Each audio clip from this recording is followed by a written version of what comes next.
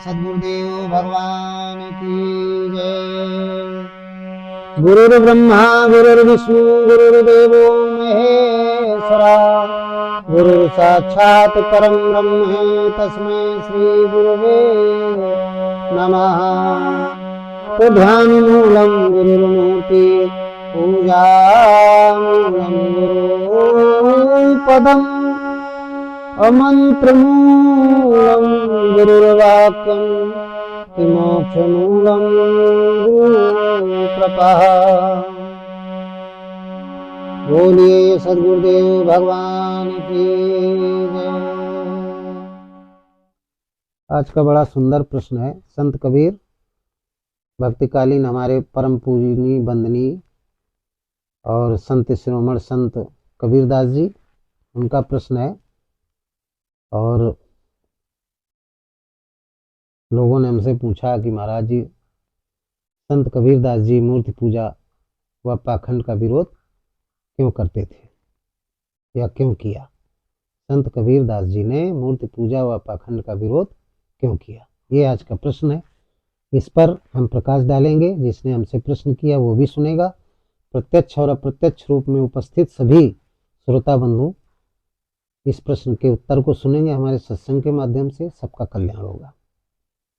तो आप लोग अपनी चित्त वृत्ति को एकाग्र कर लीजिए। देखिए, संत कबीर निर्गुण परमात्मा आत्मा राम को मानते थे।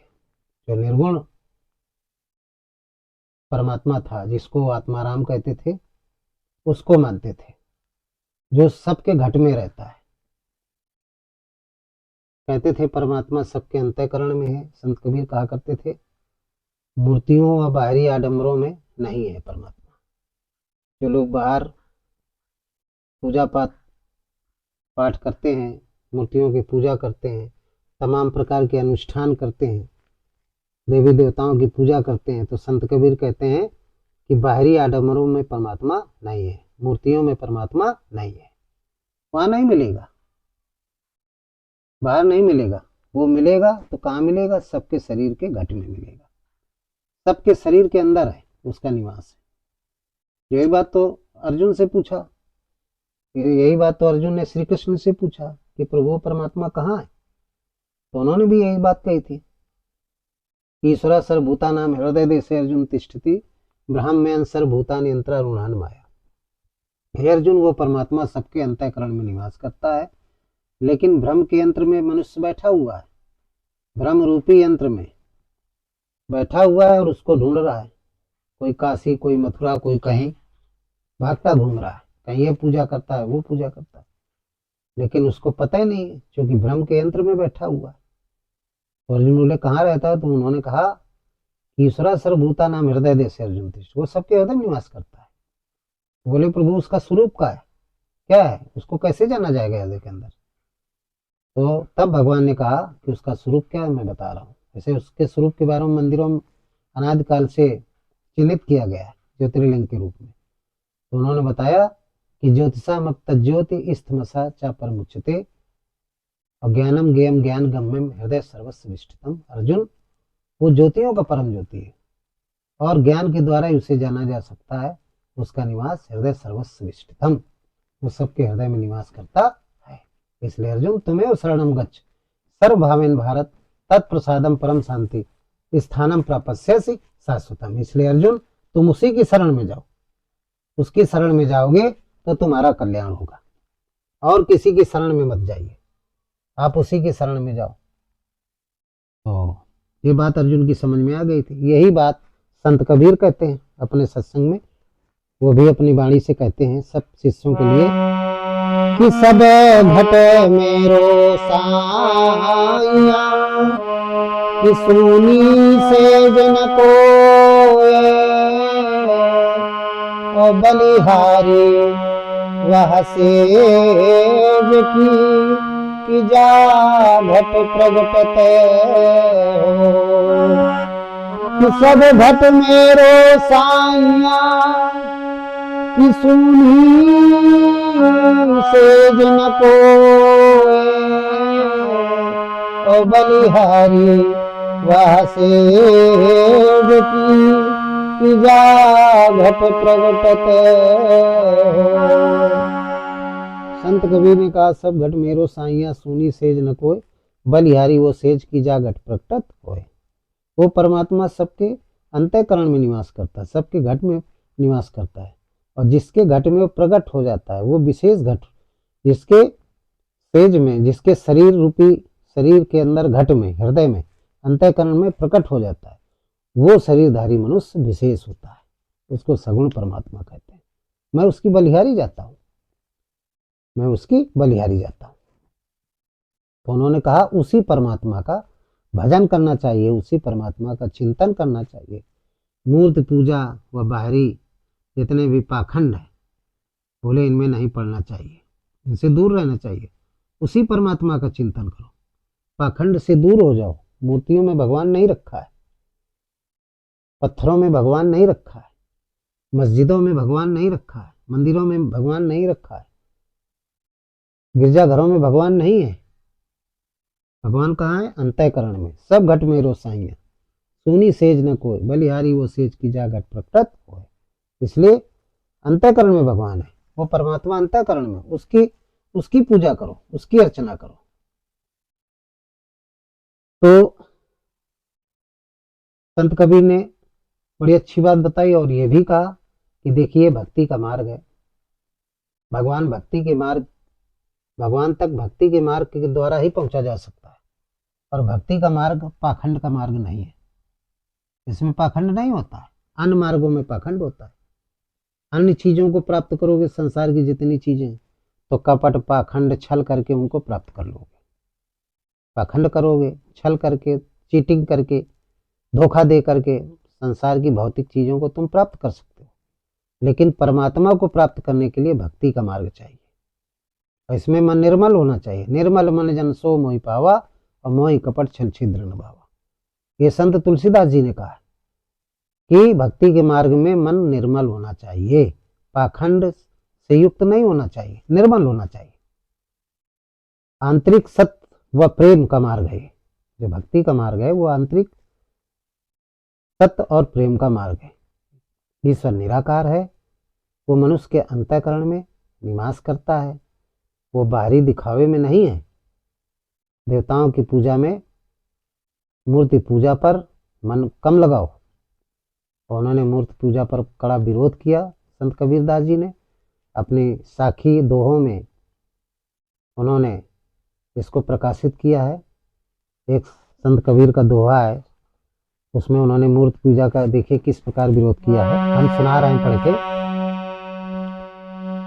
पत्थरों के बारे में, मूर्तियों के बारे में। कहते हैं कि पाहन पूजे हरि मिले, तो मैं पूजूं पहाड़,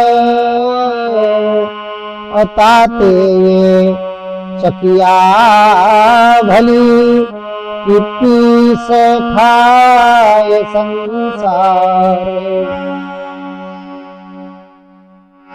कि पाहन पूजे हरि मिले, तो मैं पूजूं पहाड़, और ताते चकिया भली, कि पीस खाए संसार। पान पूजे हरि मिले, पत्थर को पूजने से यदि भगवान मिल जाए, छोटे छोटे पत्थरों की मूर्तियां बना करके लोग पूजते हैं, तो संत कबीर कहते हैं मैं बड़े पहाड़ को पूजूं, जो पत्थरों का बहुत बड़ा पहाड़ है, मैं उसको पूजूं कि भगवान मुझे और जल्दी मिल जाए। और कहते हैं यदि पत्थर पूजना है, पत्थर पूजने से भगवान मिलता है, तो सबसे पहले तो देवी देवताओं को क्यों पूजते हो? देवता किसे कहते हैं? संत कबीर कहते हैं जो देने का काम करता है उसको देवता कहते हैं, और जो लेने का ही सिर्फ काम करता है वो राक्षस है। तो कहते हैं देने के लिए कि देवता मुझे कुछ दे दे, फलाने देवता हमें कुछ दे दे, इसलिए सभी मनुष्य देवताओं की पूजा करते रहते हैं। लेकिन वो देवता देता ऐसा नहीं है, और जो देवता देता है पत्थर रूपी देवता, उसकी पूजा कोई नहीं करते।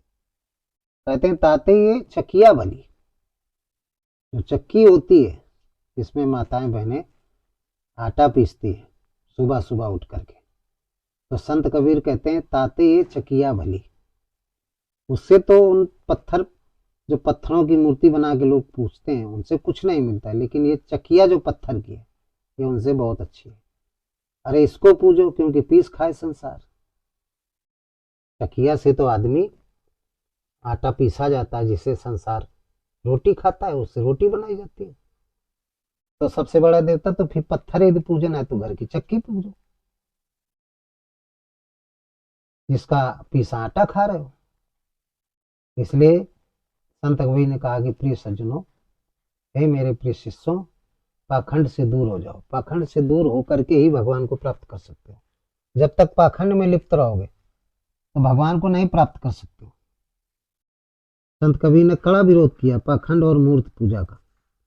उन्होंने कहा मूर्ति पूजा, एक शिष्य ने कहा कि प्रभु मूर्ति पूजा क्या बिल्कुल नहीं करना चाहिए। संत कबीर ने कहा करो। कितनी करो? एक सीमा तक। कितनी सीमा तक करो? जैसे कक्षा 5 में लड़का बड़ा हुआ, उसका एडमिशन करवाया गया, पढ़ने गया, KG LKG UKG, तब तक उसको पढ़ने, तब तक करो। और जीवन भर आप उसको LKG UKG में ही पढ़ाया जाए, या 5 तक पढ़ा दिया गया और फिर आगे ना पढ़ाया जाए, वहीं फिर UKG LKG से लेकर के 5th तक, जहाँ 5th में पहुंचे फिर UKG LKG से 5th तक, तो जीवन भर वो 5th में बना रहेगा, 5 में ही बना रहेगा। वो कब इंटर करेगा, कब हाई स्कूल करेगा, कब इंटर, कब वो ग्रेजुएशन करेगा, कब वो PhD करेगा। तो पढ़ाई की आदत बनाने के लिए उसको LKG UKG में भेजा जाता है। और जब उसकी आदत बन जाती है तो LKG UKG से उसको हटा दिया जाता है, फिर उसका रजिस्टर्ड नाम दाखिल करवाया जाता है परमात्मा रूपी विद्यालय में। इसी तरीके से स्टार्टिंग में आप मूर्ति की पूजा करो, चित्रों की पूजा करो, वो ठीक है, लेकिन जीवन भर नहीं करना। जब आप समझने लगो कि परमात्मा एक है, वो आत्मा राम एक है, उसके अलावा इस संसार में, इस ब्रह्मांड में दूसरी कोई सत्ता नहीं है, तब तक द्वैत में पड़े रहो जब तक जानते नहीं हो। और जब जान जाओ, कोई आपके कान में बता दे, जान जाओ कि नहीं, द्वैतवाद पाखंड है, अद्वैतवाद ही शुद्ध चिंतन है उस परमात्मा का, तो फिर अद्वैतवाद में आ जाइए, परमात्मा एक है।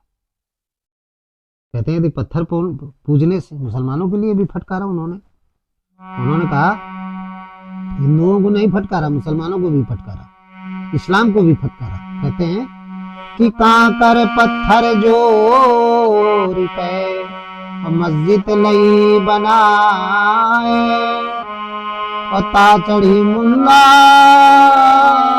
बांग दे, और क्या बहरा हुआ खुदा।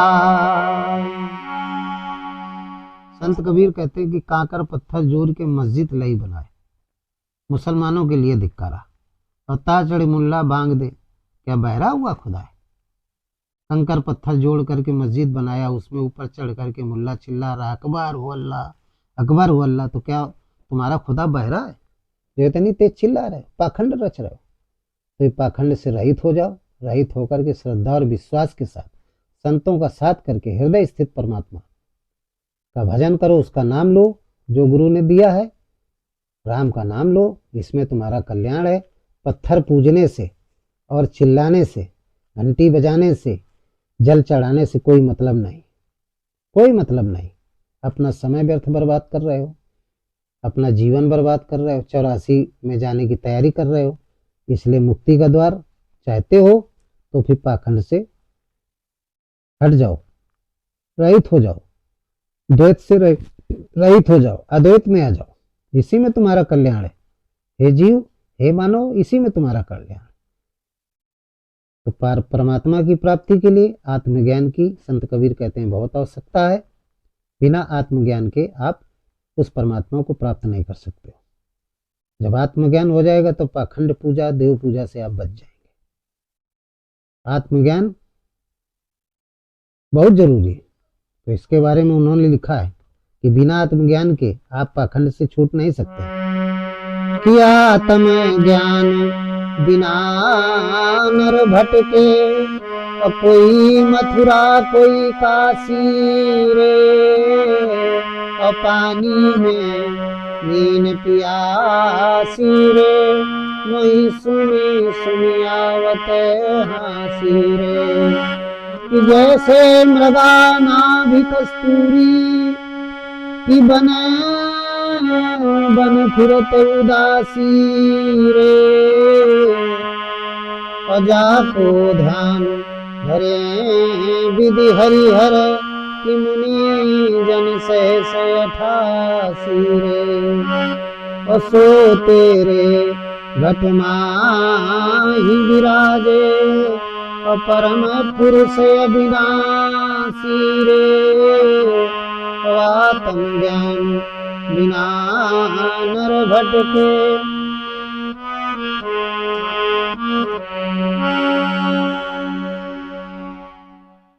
आत्म ज्ञान बिना नर भटके, कोई मथुरा कोई काशी रे। पानी में मीन पियासी रे, मैं सुन सुनी आवे हंसी रे। पानी में यदि मीन कहे, मछली कहे कि मुझे प्यास लगी है, तो बहुत हास्य का विषय है, क्योंकि वो जान नहीं पा रही यही पानी है जिसमें मैं रह रहा हूँ। जैसे मृगा नाप कस्तूरी बन बन फिरत उदासी रहे।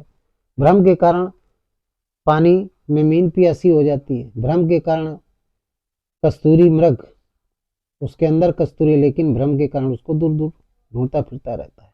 और उस परमात्मा जो तुम्हारे अंतःकरण में निवास करता है, उसी का भजन करो। उसी का भजन ब्रह्मा विष्णु महेश करते हैं। जाको ध्यान धरें विधि हरिहर, मुनिजन सहस 88 रहे। जितने भी 88,000 ऋषि महात्मा, सब उसी एक परमात्मा का भजन करते हैं। तो तू फिर नादान प्राणी क्यों देवी देवता पत्थरों की पूजा करता है, पखंड की पूजा करता है? इससे बच, क्योंकि भगवान का कहना है सिर्फ भगवान को पाने के लिए क्या करना है? तुझे मन को निर्मल करना है और मन सहित इंद्रियों का संयम करना है।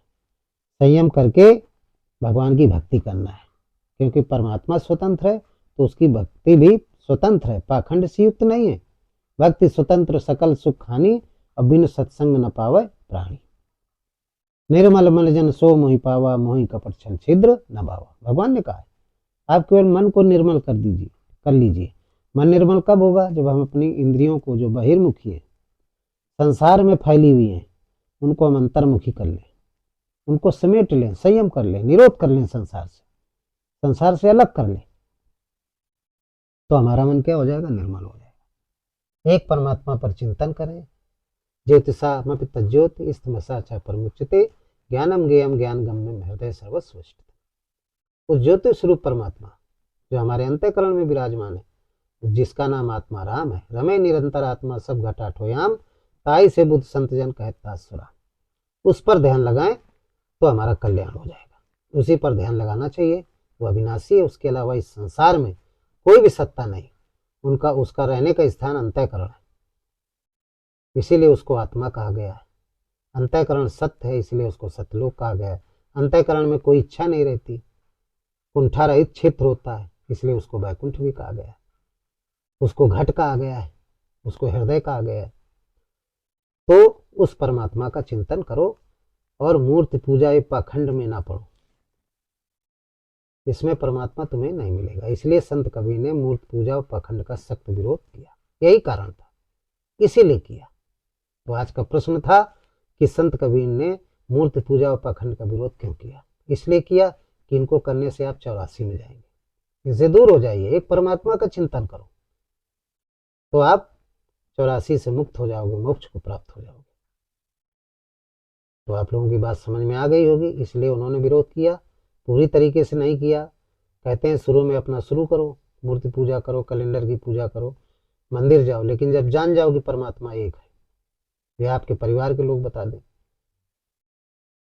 जब परिवार के लोग बता देंगे तो फिर आपको वहां भी जाने की नहीं, शुरू से ही आप पूजा करने लगिए। शुरू से आप एक हृदय स्थित परमात्मा की पूजा करने लगे।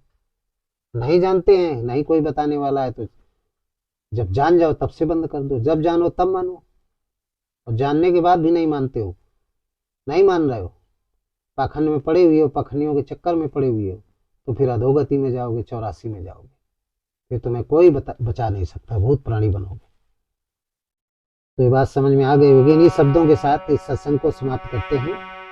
बोलिए सद्गुरुदेव भगवान की जय। ओम श्री सद्गुरुदेव भगवान की जय। हृदय में स्थित परमात्मा राम की जय। सर्वे भवन्तु सुखिनः, सर्वे सन्तु निरामया, सर्वे भद्राणि पश्यन्तु मा कश्चित् दुःखभाग् भवेत्। ओम